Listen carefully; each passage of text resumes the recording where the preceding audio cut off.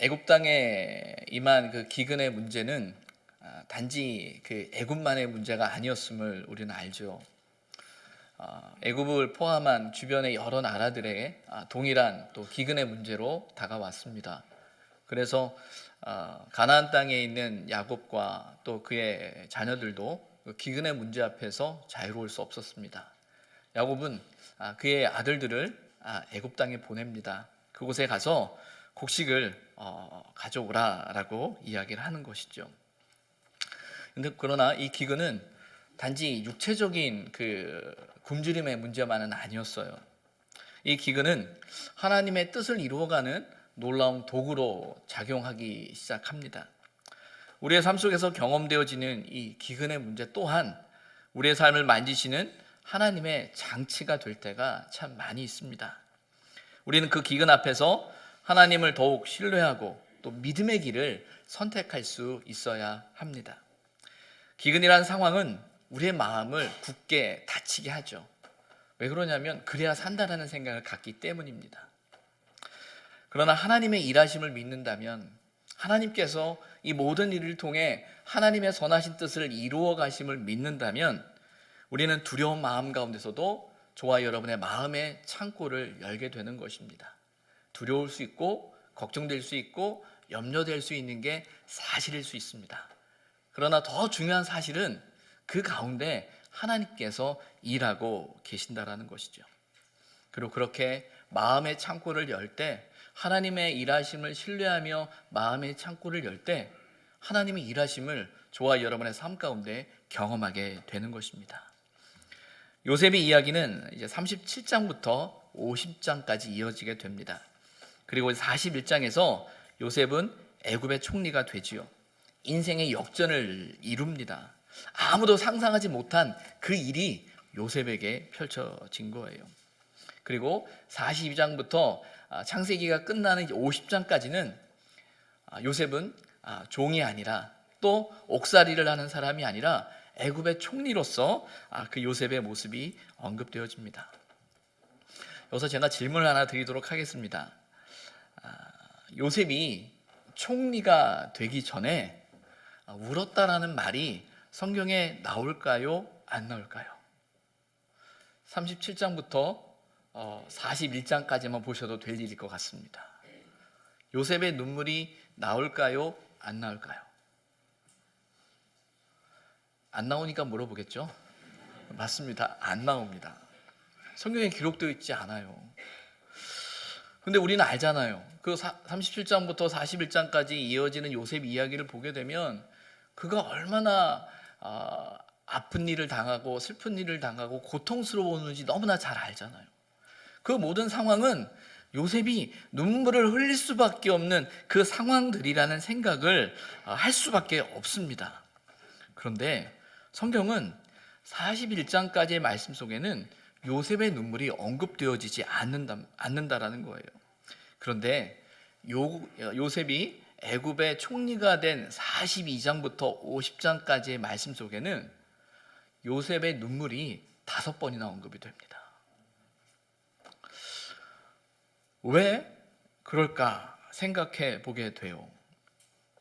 생각해 보면 요셉이 눈물을 흘릴 상황은 어떤 면에서는 총리가 되고 나서보다 총리가 되기 전에 그가 종살이 하던 시절, 옥살이 하던 시절, 또 형들에게 팔렸던 그 삶의 아픔 속에서 얼마나 더 많이 눈물을 흘려야 했을까. 근데 성경은 그것을 기록하고 있지 않거든요. 그런데 42장에 요셉이 이제 총리가 된 이후부터는 그의 눈물을 계속적으로 언급하고 있다라는 거예요. 그 이유가 무엇인가 생각해 볼 때 바로 거기에 하나님의 회복의 손길이 있는 겁니다.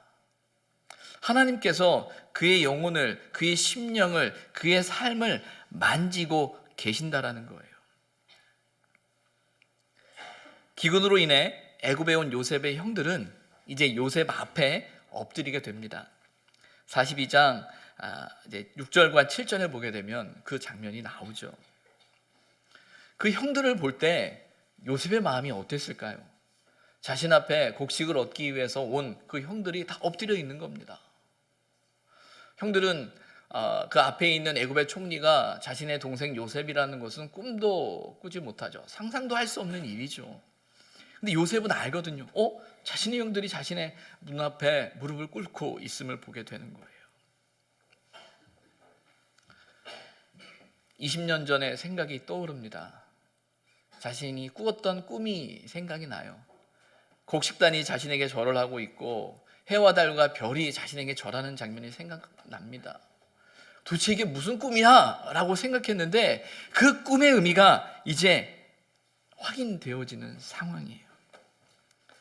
그런데 그것과 함께 그의 마음속에 잊혀졌다라고 생각하는 그 일들이, 그 사건들이 그의 가슴에 밀려오기 시작합니다.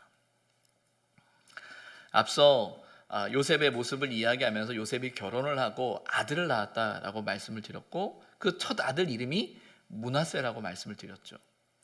이 므낫세라는 그 아들의 의미가 뭐냐면 내 모든 고난과 내 아버지의 온 집 일을 잊어버리게 하셨다라는 뜻이에요. 이 이름에는 어떤 의미가 담긴 거죠? 자신이 과거에 있었던 아픔들, 생각들, 기억들을 어떻게 하겠다라는 거예요? 잊겠다라는 거죠. 그 잊겠다라는 의지 속에는 그가 너무나 고통스럽고 너무나 아팠고 너무나 힘들었던 생각이기 때문에 그래, 하나님께서 나를 긍휼히 여겨주시고 나를 불쌍히 여기시기 때문에 이제 그 모든 일을 잊고 애굽의 총리로서 또 하나님의 일을 감당하며 살아가고자 하는 그의 의지와 그의 생각과 그의 고백이 그의 이름에 담겨 있었죠. 요셉은 잊고 싶었어요. 왜? 자신에게 너무 큰 상처와 아픔이었기 때문입니다. 잊으려 했고요. 잊혀진 줄 알았어요. 자신의 삶 속에 그 사건이 아무 일도 아닐 수 있다라는 생각으로 그의 의지적으로는 그렇게 생각했던 것 같아요. 그런데 형들이 앞에 있는 모습을 보면서 그의 마음 속에 잊혀진 줄만 알았던 사건이, 아픔이 일어나기 시작합니다. 우리는 종종 믿음의 삶을 이렇게 살아갈 때 고난과 역경과 아픔의 시간을 보내면서 어떤 좋은 결과를 경험하면 그 모든 고난과 수고와 아픔이 정말 눈 녹듯이 사라지고 그것은 무의미한 것처럼 우리가 생각되어질 때가 있어요. 요셉이라는 사람을 통해서 보게 되면 이제 요셉이 애굽의 총리가 되었다라는 그 사건 결과만으로도 하나님께서 요셉의 삶을 축복하셨고 그의 삶을 통해서 하나님의 일을 이루셨고 또 이제 요셉을 통해서 애굽과 또 야곱과 그의 아들들 이스라엘을 구원하고자 하시는 하나님의 선한 뜻이 있다라는 사실을 우리가 알기 때문에 요셉이 그렇게 사용되어졌구나. 이제 요셉은 총리가 됐기 때문에 그 모든 일은 하나님의 뜻 가운데 잊혀질 수 있겠구나라고 생각할 수 있습니다. 그런데 여러분, 결과만 좋다면 요셉이 보냈던 그 아픔과 상처와 눈물과 고통, 말로 다 표현할 수 없는 그 절망감은 모두 덮여지는 건가요? 저와 여러분의 심정이, 저와 여러분의 마음이 어떤 우리가 원하는 결과만 만들어진다면 우리가 겪었던 삶의 여정과 상황 속에서 경험했던 우리의 감정들, 우리의 생각들, 우리의 아픔들, 그 갈등이 사라지는 건가요? 결코 그렇지 않습니다. 상처는 상처예요. 아픔은 아픔이에요. 눈물은 눈물입니다. 상처를, 아픔을, 눈물을 아무것도 아니야, 괜찮아, 다 하나님의 뜻이 있는 거야, 그렇게 되는 거야 라는 말로 하면서 그 모든 것들을 아무것도 아닌 것처럼 덮는 것이 하나님의 뜻일까요? 그게 하나님의 방법일까요? 요셉이 애굽의 총리가 됐다는 것만으로 그가 흘렸던 모든 눈물이, 그가 감당해야만 했던 모든 아픔이, 그가 견뎌야만 했던 그 상처가 사라지는 걸까요? 의지적으로는 가능했을지도 모릅니다. 잊어야지. 그래, 하나님께서 이만큼 허락해 주셨는데, 이만큼 은혜를 주셨는데 잊어야지 라는 생각을 할 수 있습니다.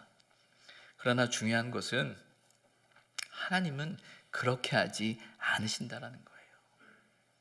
이제 하나님께서는 요셉의 마음을, 요셉의 심령을, 그의 영혼을 하나님께서 만져가고 계시는 거예요.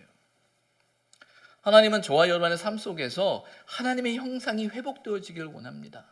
온전한 인간, 온전한 사람으로, 성숙한 사람으로 우리의 영과 혼과 몸이 건강해지기를 하나님은 원하십니다.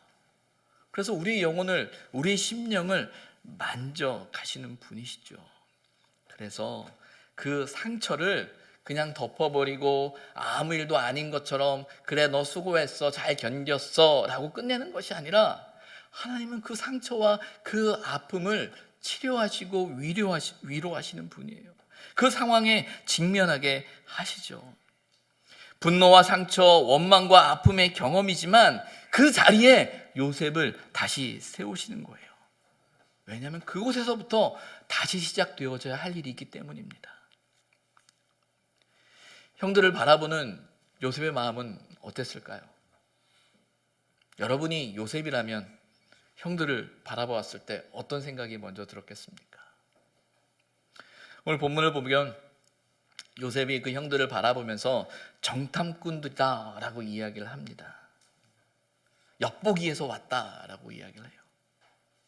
조금 지나친 상상일지는 모르겠으나 아마 요셉은 그 형들을 바라보면서 저 형들을 죽여야겠다라는 생각이 그의 마음속에 있었을 것 같아요. 죽일 수도 있잖아요.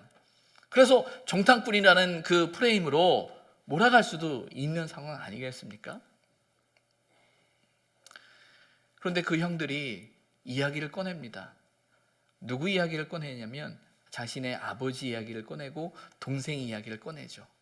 왜 꺼내냐면 우리는 정탐꾼이 아닙니다. 우리에게는 아버지가 있고요, 고향에는 동생도 있습니다. 우리는 그저 한 형제입니다. 그저 굶주렸기 때문에 곡식을 사러 왔을 뿐이지 우리는 절대 정탐꾼이 아닙니다 라고 이야기하고 있는 거예요. 그러자 요셉이 말합니다. 너의 진실을 증명해봐라. 가서 동생을 데려와라 라고 이야기를 해요. 그리고 3일을 가두게 됩니다. 3일 동안 요셉의 형들은 옥에 갇혀 있죠. 요셉의 형들은 옥에 갇혀 있으나 그 3일을 보내는 요셉의 마음은 어땠을까요? 아마 깊이 고민했을 겁니다. 깊이 고민했을 거예요. 저 형들을 어떻게 해야 할까? 당장이라도 달려가서 왜 당신들 나한테 그렇게 했냐고, 그렇게밖에 할 수 없었냐고, 그렇게 해서 당신들이 무엇을 얻었냐고, 그런 생각들이 그의 마음을, 그의 생각을, 그의 영혼을 사로잡았을 거예요. 잠을 설쳤을 거예요. 제대로 잠을 자지 못했을 거예요. 그 마음속에 너무나 일어나는 그 분노와 아픔 앞에서 그가 어쩔 줄 몰라 했을 거예요. 잊었다라고 생각했는데 잊을 수 없는 사건이었죠. 그러다 깊은 생각을 합니다. 그래, 그나마 하나님께서 은혜를 주셔서 내가 여기까지 왔는데 그래, 잊자. 그러나 잊을 수 없는 한 사람이 있었어요. 누굽니까? 자신의 동생 베냐민이거든요. 그러면 형들은 살려 보내고 그 동생을 데려오면 내가 동생을 데리고 살고 잊자라는 생각이 그의 마음속에 있었던 것 같아요. 그래서 42장 19절과 20절에 보게 되면 형제 중 한 사람만 남기고 막내 동생을 데리고 오라 라고 이야기합니다. 여기까지가 요셉의 생각이에요. 그가 할 수 있는 그의 인격 속에서, 지금까지 그가 살아왔던 삶 속에서 그래, 하나님이 일하심을 믿기에 그는 거기까지 생각했던 것 같아요. 근데 바로 그때 하나님께서 요셉의 마음을 만지기 시작하십니다. 막내 아우를 데려오라는 그 말에 형들이 깜짝 놀랍니다. 왜? 그 막내 아우가, 베냐민이 자신의 아버지에게, 야곱에게 어떤 존재라는 걸 알잖아요. 만약에 그 동생을 데려오다 보면 우리 아버지가 어떻게 될까라는 그 염려와 걱정이 그의 마음속에 있습니다. 그리고 그런 상황을 그들이 알기 때문에 그들이 이야기합니다. 자신들의 말을 저 총리가, 요셉이, 애굽 총리가 전혀 알아듣지 못할 거라는 생각을 가지고 이야기를 합니다. 어떤 이야기를 해요? 자신들의 과거를 이야기하죠. 르우벤이 이야기해요. 내가 죄짓지 말자고 그랬잖아. 동생을 죽이지 말자고 그랬잖아. 왜 우리가 그렇게 했냐? 그럼 그 다른 형제들도 똑같이 생각을 해요. 그 마음이 20년 동안 그들의 마음속에 무거운 짐으로 남아 있었던 거죠. 자신들의 잘못을 후회하고요, 괴로워합니다. 이제 이 일을 어떻게 하면 좋은가? 라는 어떤 그런 감정들이 그들 속에 일어나고 있는 거예요. 이 모든 모습을 요셉이 보고 있는 겁니다. 자신 앞에서 형들이 그런 이야기를 하는 거예요. 누구에 대한 이야기를 하는 거예요? 요셉에 대한 이야기를 하고 있잖아요. 그 이야기를 듣는 요셉의 마음이 어땠을까요? 그 상황 앞에 있는 요셉의 마음이 어땠을까요? 형들이 고통스러워하고 아파하는 모습 속에서, 괴로워하는 모습 속에서, 자신의 잘못을 뉘우치는 모습 속에서 요셉의 마음이 어땠을까요? 42장 24절에 보게 되면 요셉이 그들을 떠나가서 울고 다시 돌아와서 그들과 말하다가 라고 되어 있어요. 요셉이 형들의 이야기를 듣다가 눈물이 납니다. 아마 요셉의 형들은 이유를 몰랐을 거예요. 갑자기 애굽의 총리가 뛰쳐나가서 눈물을 흘린다. 이게 무슨 소리야? 거기까지 신경 쓸 여력도 없었을 겁니다. 당장 자신들의 문제가 너무 급했기 때문에. 요셉은 자신의 가슴에 깊이 묻어두었던 그 아픔에 직면하고 있는 거예요. 잊었었다라고 생각하는 그 상황 앞에 있는 거죠. 자신의 모습을 보게 되죠. 애통하죠. 한탄하고 숨겨둔 그 깊은 눈물이 고통과 회한이 되어 그의 마음속에 일어나고 있는 겁니다. 하나님께서 요셉의 마음을 만지시는 거예요. 우리는 종종 믿음을 갖고 있기 때문에 참아야 한다는 것에 너무 익숙합니다. 참아야지, 견뎌야지, 그래야 돼 라는 것에. 요셉도 그랬어요. 20년을 참았어요. 20년을 묻어두었어요. 아니라 생각하고 괜찮다 생각했어요. 그러나 그 아픔의 상황 앞에, 형들 앞에 섰을 때 그의 무너지는 가슴을 그는 경험한 거예요. 꾹 참았던 그 눈물이 터져버린 겁니다. 왜 눈물이 필요할까요? 하나님께서 그 마음을 만지시는 거죠. 요셉의 첫 번째 눈물은 바로 그 마음속에 있는 분노와 슬픔의, 아픔의 눈물인 거예요. 여러분, 우리는 착하게 살아야 된다라는, 참아야 한다라는, 견뎌야 한다라는, 남을 욕하거나 미워하거나 정죄하지 말아야 한다라는, 분노하지 말아야 한다는, 원망하지 말아야 한다라는 그런 많은 신앙적인 모습을 우리는 갖고 있죠. 그러니까 너무 많이 참는 거예요. 아무 일도 아닌 것처럼. 근데 여러분, 너무 참으면 병나요. 그렇다고 해서 참지 말라고 말씀도 못 드리겠어요. 참고 견디는데 하나님이 아신다라는 거죠. 참았던 눈물을 하나님이 아신다라는 거예요. 그리고 이제 하나님께서 그 눈물을 터뜨리시는 거죠. 오비디우스라는 사람이 이런 말을 했다고 합니다. 눈물은 마음에 흐르는 시냇물이 되어 우리의 마음을 씻어내고 우리의 분노를 식혀준다. 참고 눌러두고 견뎌야만 했던 그 분노를 하나님은 그 눈물을 통해서 그의 마음을, 그의 영혼을 씻어주신 거예요. 상처와 아픔에 직면하는 것이 너무나 고통스럽지만 그 고통을 통해 하나님은 그의 영혼을 만지고 계시는 거죠. 하나님께서 요셉을 치료하고 계시는 겁니다. 그를 회복시키고 계시는 거예요. 그의 분노와 고통과 슬픔의 눈물을 통해서 말입니다. 우리 모두는 다 상처를 가지고 있어요. 크고 작은 상처를 가지고 있고 어떤 면에서는 그 상처를 우리 모두는 견디고 있는지도 모르겠습니다. 참아야지, 견뎌야지. 참고 견디는 인내하는 저와 여러분을 하나님이 위로하시고 격려하신 줄 믿습니다. 그런데 여러분, 그 아픔을 우리 하나님이 아시기 때문에 참고 견디는, 내 안에 두는 것만으로 하나님이 너 잘했다라고 하시는 것이 아니라, 하나님은 그 영혼을, 그 심령을 우리의 눈물을 통해서 그 마음을 만져가신다는 거예요. 그런 면에서 저와 여러분에게 눈물이 필요합니다. 그 눈물이 필요해요. 여러분, 언제 마지막으로 우셨습니까? 우셨던 기억이 있습니까? 눈물이 마른 지 오래됐어요. 눈물을 구경해 본 지 오래됐어요. 라고 말씀하실지도 모르겠어요. 참아야 하고 견뎌야 하고 슬프다라고 표현하지 않아야 되고 아프다라고 말하지 말아야 되고 해야만 했던 그 상황 속에, 그런데 여러분, 그 눈물이 있어야 우리는 살 수 있어요. 눈물에 대해서 연구한 사람이 있다고 해요. 빌 프레이라는 사람인데, 미국의 생화학자라는 분이라고 하는데요, 눈물의 화학적 구성을 연구하면서 눈물을 세 가지 기준으로 분류를 했습니다. 첫 번째가 지속적인 눈물이래요. 지속적인 눈물. 그 지속적인 눈물은 우리가 인식하지 못해도 눈이 마르지 않도록 윤활유처럼 이 눈물이 계속 공급된다고 그러더라고요. 그래서 눈 건조증이 있으신 분들은 그게 제대로 작동하지 않기 때문에 인위적으로 이렇게 안약을 넣어서 눈을 이렇게 부드럽게 만든다고 하는데, 그런 지속적인 눈물이 있고요.